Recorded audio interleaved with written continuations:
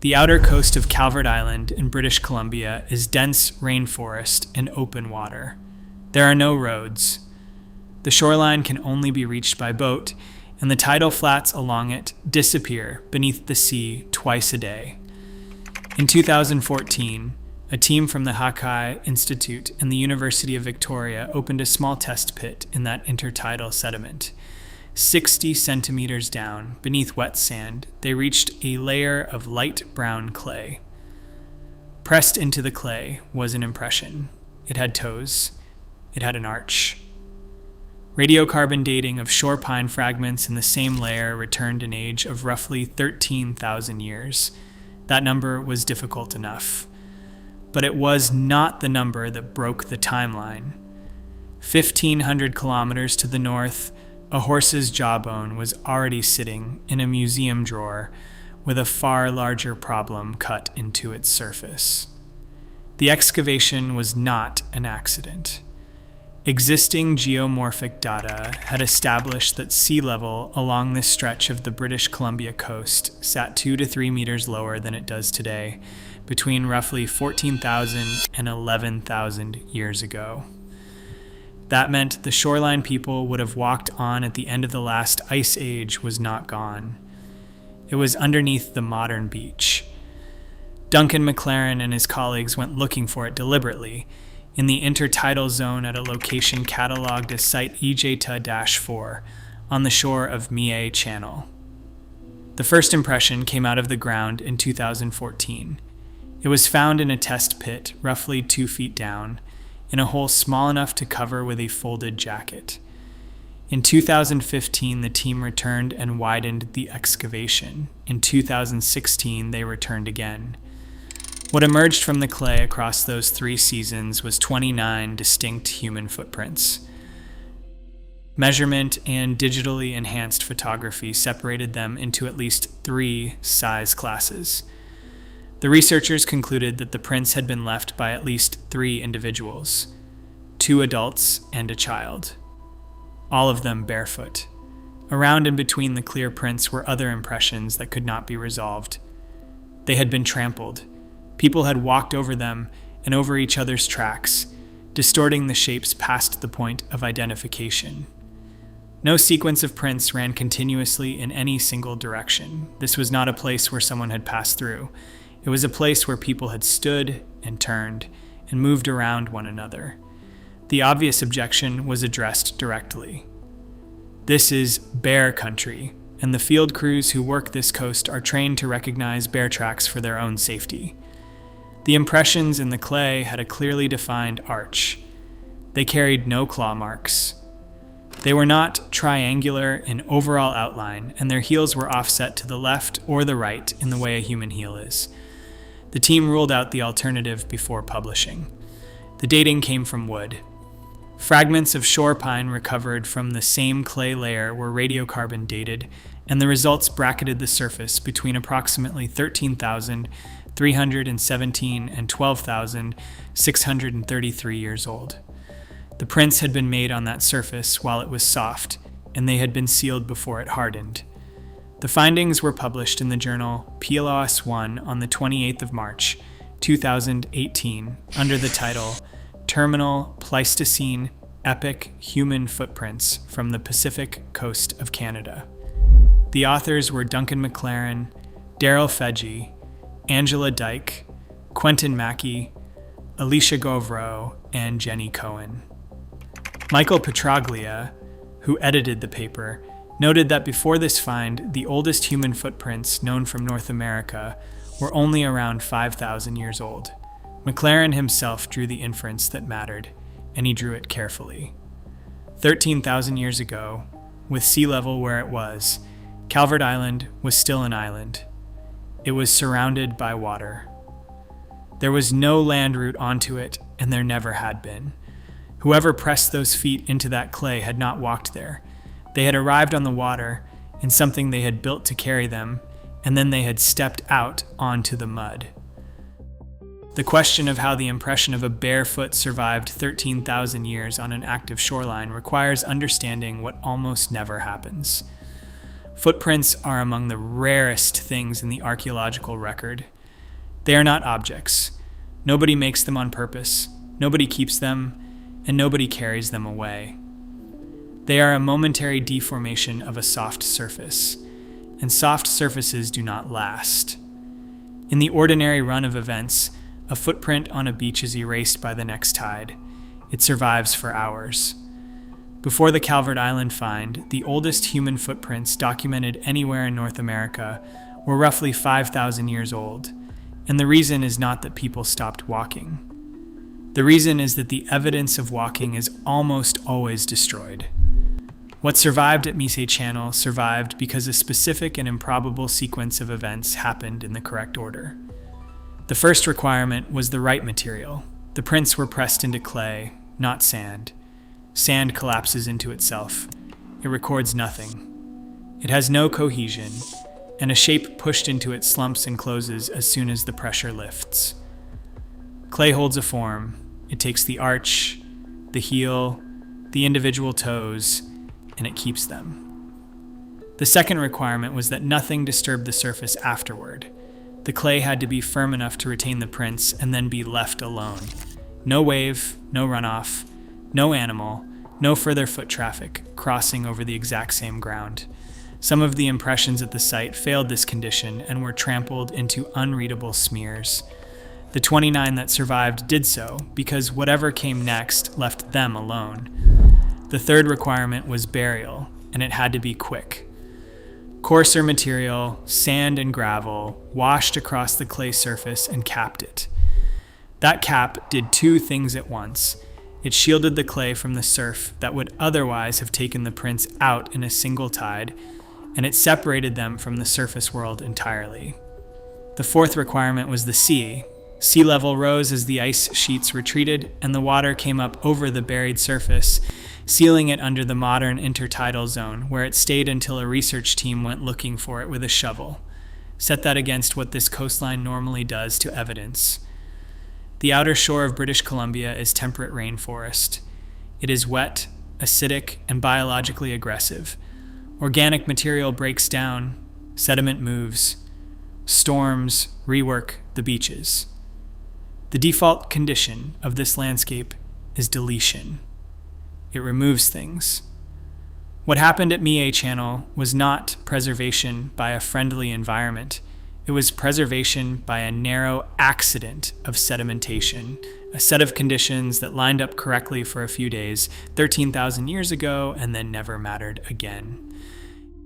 And there is one further point, easy to pass over, that decides the weight of everything that follows. A stone tool is a made thing. It can be dropped, traded, reused, carried 1,000 kilometers from where it was struck, and buried in ground its maker never stood on. A footprint cannot travel. It cannot be inherited or exchanged. It is not a possession. It is the residue of a body. It records a person standing in one specific place at one specific moment, and it cannot record anything else. That is a very difficult kind of evidence to argue with. About 100 kilometers north of Calvert Island lies Triquet Island on the central coast of British Columbia, within the territory of the Heiltsuk, the Heiltsuk nation. It is small, forested, and unremarkable from the water. It carries no monuments and no ruins. What it carries is a story. In the oral history of the Heiltsuk, the Nuim, there is an account of a strip of land in this area that did not freeze during the Ice Age. Everywhere else was going under ice. The ocean was freezing. The food was disappearing. And there was one place that stayed open, and people came to it because it was where survival was still possible. William Husty of the Heiltsuk Integrated Resource Management Department has described it in exactly those terms. It was a place that never froze, and it was a place their ancestors flocked to. That account had been carried in the community for a very long time. It had also been treated in the way such accounts have often been treated, as belonging to a different category from evidence. Archaeologists from the Triquet Institute and the University of Victoria, working with Heiltsuk community members, went and dug where the story pointed. The work was not glamorous. The team hands sifted more than 5 cubic meters of soil, sand, clay, and rock, an amount roughly equivalent to half a cement mixing truck, processed by hand, layer by layer. Roughly 2.5 meters below the surface, they reached a hearth, a fireplace. In it were flakes of charcoal, the burnt remains of wood that somebody had put on a fire and then walked away from.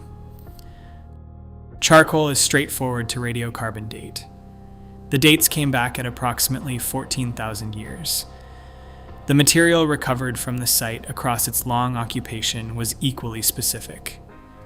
A wooden atlatol, a lever used to throw a spear with far greater force than an arm alone can generate.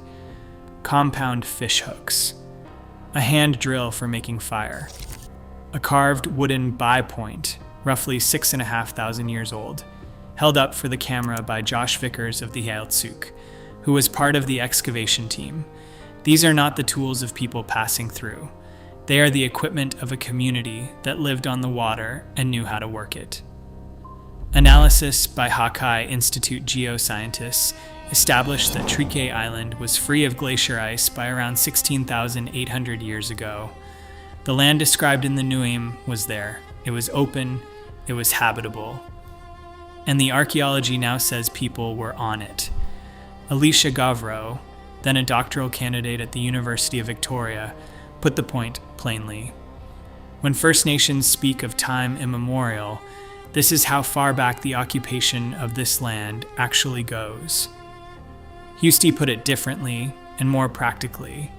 His nation negotiates with the Canadian government over territory and resources, and those negotiations rest on the record of how long a community has been in a place. Before this, he said, the oral history was a story you had to be believed on. Now the story and the radiocarbon date arrive at the table together. Set the two sites side by side, a village at 14,000 years, footprints at 13,000. People with boats, living on islands, on the outer edge of a continent that the accepted model of human history said was still empty.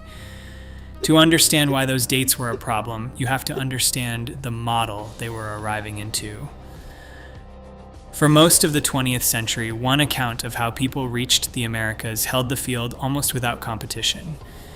It was called Clovis first, after a site near the town of Clovis in New Mexico, where a distinctive stone spear point had been recovered in association with the bones of extinct animals. The point was fluted, finely made, and immediately recognizable, and points like it turned up across the continent. The model built around it was clean. Humans crossed from Siberia into Alaska across the Bering Land Bridge, exposed when so much of the world's water was locked into ice sheets. They waited because there was nowhere to go. And then, as the ice began to retreat roughly 13,000 years ago, a corridor opened between the two great ice sheets covering the interior of North America. People moved south through it, spread rapidly across 2 continents, and left their spear points behind them. It was testable. It was supported by real material, and for decades it appeared to explain everything that had been found. It also left no room for a village on an island at 14,000 years. It left no room for people in boats on the outer coast of British Columbia before the interior corridor had opened at all, and it left absolutely no room for anything earlier than that. Which brings us to Jacques Cinq-Mars. Cinq-Mars was an archaeologist with the Archaeological Survey of Canada. Between 1977 and 1987, he excavated a cluster of small limestone cavities in the Kile Range of northern Yukon on the territory of the Vuntut Gwich'in, working alongside Vuntut Gwich'in citizens. The caves sit roughly 250 meters above the right bank of the Bluefish River, about 54 kilometers southwest of the community of Old Crow. They are not large. The 3 he worked in range from 10 to 30 cubic meters, which is to say, they are shelters, not hulls. What came out of them was an enormous quantity of animal bone: horse, mammoth, bison, caribou, wolf, lion. Alongside the bone were stone artifacts, microblade cores, burins, and flakes. Cinq Mars concluded that people had used those caves occasionally as far back as 25,000 years ago, and possibly earlier. The number was not a modest revision. It was roughly double the accepted figure, and it placed human beings in North America during the last glacial maximum, when the ice was at its greatest extent and every version of the model said the continent was closed. The response was rejection. Bluefish Caves was not so much refuted as removed from the conversation. It was left out of the discussions about the peopling of the Americas that it should have been central to. The stratigraphy was questioned, the bone modifications were questioned, and a site that had produced tens of thousands of specimens was, in practical terms, set aside. Cinq Mars spent much of the remainder of his career defending a find the field had stopped arguing with. He died in November 2021. But the bones did not go anywhere. 36,000 mammal bone fragments from Bluefish Caves went into storage at the Canadian Museum of History in Gatineau, Quebec, and there they sat. In 2012, a doctoral candidate in anthropology at the Université de Montréal named Lauriane Bourgeon decided to open the collection again. She was working under Ariane Burke. The site was controversial, largely abandoned by the field, and by any career calculation, a poor choice. She took it anyway. The method she used is the argument, so it is worth setting out precisely. Bones from a cave are marked by many things. Roots etch them, sediment abrades them, water and frost crack them, and carnivores chew them, which at Bluefish was not a marginal problem, but the dominant one. Between 38 and 56% of the bone material in that collection carried carnivore tooth marks. These caves were, first and foremost, a place where predators dragged carcasses to eat them. Any human signal had to be separated from all of that. Specialists in the study of old animal bone had developed 6 criteria for identifying a cut made by a stone tool. The distinction that carries the most weight is the shape of the incision in cross-section. A stone blade leaves a cut that is deep, thin, and straight, with a V-shaped profile. A tooth leaves a groove that is broader and U-shaped. Beyond that, there are criteria of trajectory, of placement, of whether the mark falls where a butcher would actually cut. Bourgeon accepted a mark as human only if it satisfied all 6. Not 4, not 5, all 6. She then worked through 36,000 bone fragments under a microscope. That took 2 years. 15 bones met every criterion. Among them was a mandible, a lower jaw, from Equus lambai, the Yukon horse, a species that no longer exists anywhere on Earth. On the inner face of that jaw were long, straight cuts, running in a line, positioned exactly where a blade would have to work to strip the muscle away and take out the tongue. Somebody had killed a horse and had gone after the meatiest part of its head and had left the marks of the work in the bone. 6 of the 15 cut-marked bones were sent to Thomas Higham at Oxford for accelerator mass spectrometry radiocarbon dating. The results came back spanning roughly 12,000 to 24,000 calibrated years before present. The horse mandible dated to approximately 23,500. Bourgeon has described the moment as a surprise. It was also a confirmation. Jacques Cinq Mars, dismissed for 30 years, had been substantially right. The paper appeared in the journal PLOS I on the 6th of January, 2017. Its authors were Lauriane Bourgeon, Ariane Burke, and Thomas Higham. Its title was Earliest Human Presence in North America, dated to the last glacial maximum.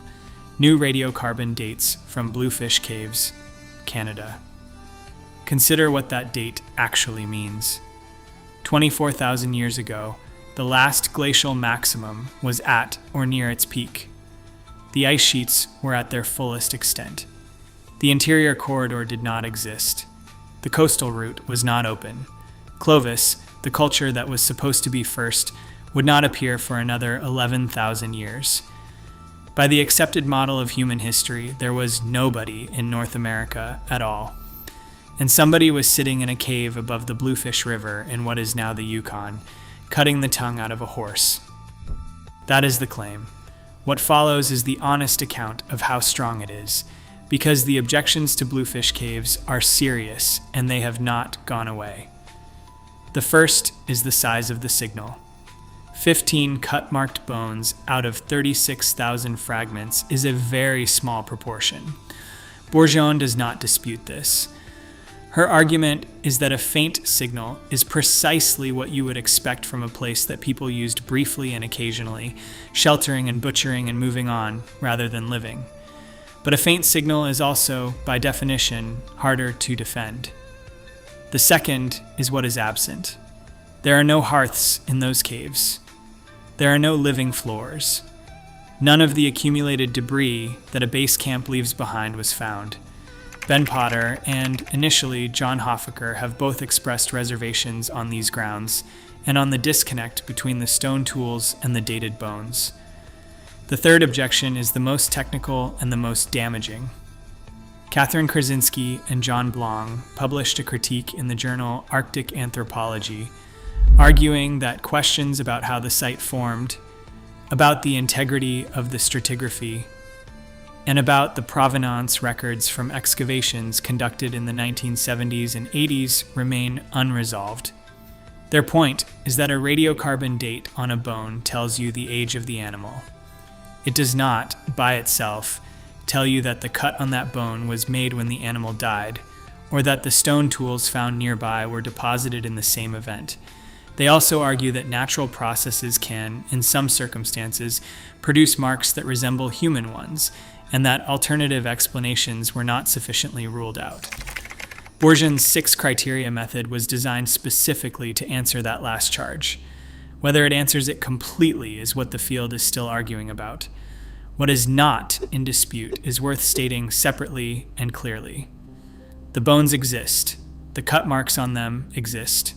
The radiocarbon dates are real, produced at Oxford by standard methods.